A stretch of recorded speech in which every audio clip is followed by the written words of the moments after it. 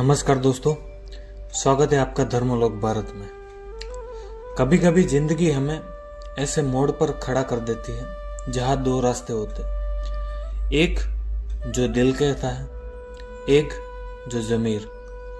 ऐसे ही एक मोड़ पर खड़ा था अर्जुन, और उसके साथ था उसका सारथी, उसका दोस्त और सबसे बड़ा मार्गदर्शक भगवान श्री कृष्ण।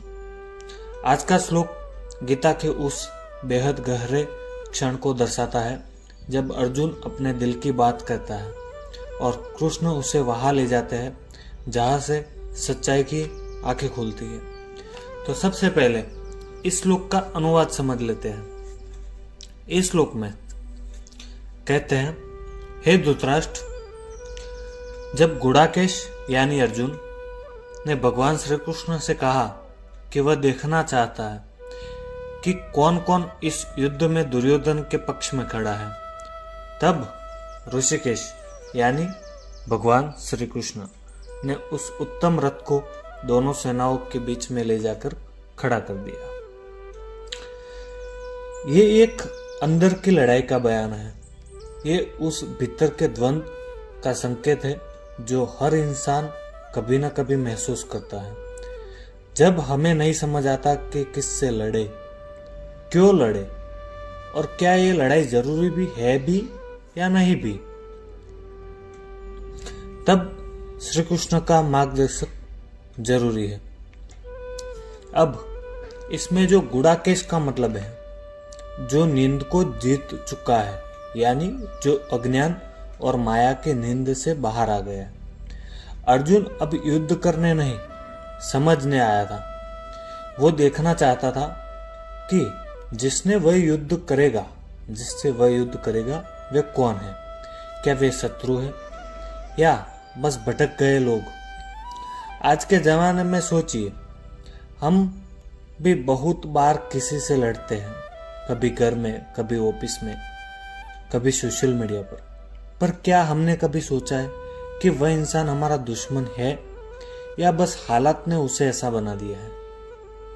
अब ऋषिकेश का मतलब है जो इंद्रियों के स्वामी। भगवान श्री कृष्ण न केवल अर्जुन के रथ के सारथी है, बल्कि उसके जीवन के भी सारथी है।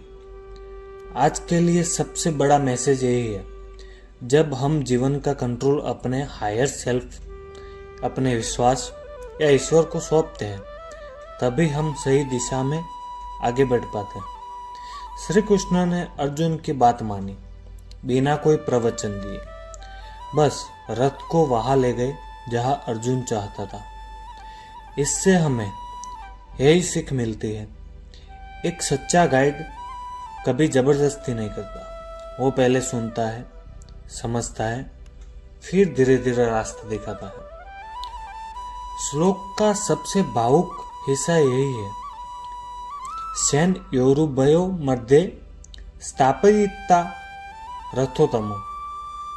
श्री कृष्ण ने अर्जुन को दोनों सेनाओं के बीच ले जाकर खड़ा कर दिया। जरा सोचिए, ये केवल महाभारत की स्थिति नहीं है, ये हमारी अपनी जिंदगी भी है। हम भी दो सेनाओं के बीच खड़े होते हैं। एक तरफ होता है मोह, लालच, अहंकार, और दूसरी तरफ होता है कर्तव्य, सच्चाई और आत्मा की आवाज। हमारे अंदर रोज युद्ध होता है, ये काम करूं या छोड़ दूं, रिश्ते निभाऊं या खुद को प्राथमिकता दूं, सच बोलूं या किसी को बचा लूं। जब हम रथ को दोनों विकल्पों के बीच रोकते हैं, तभी सोचने की शक्ति आती है। जब उलझने हो, जब रास्ते दिखे पर समझ न आए कौन सा सही है, तब बस अपने ऋषिकेश को रथ सौंप देना, यानी अपने विवेक, अपने विश्वास, अपने हाई पावर को, जैसे अर्जुन ने किया।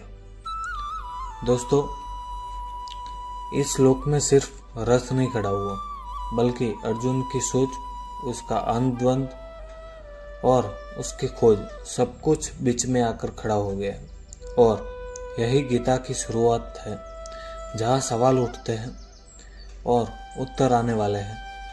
अर्जुन की तरह हम भी जब अपने जीवन में युद्ध में हो तो पहला कदम यही होना चाहिए, सवाल पूछो, अपने अंदर जागो और फिर अपने रथ की लगाम सही हाथों में दो।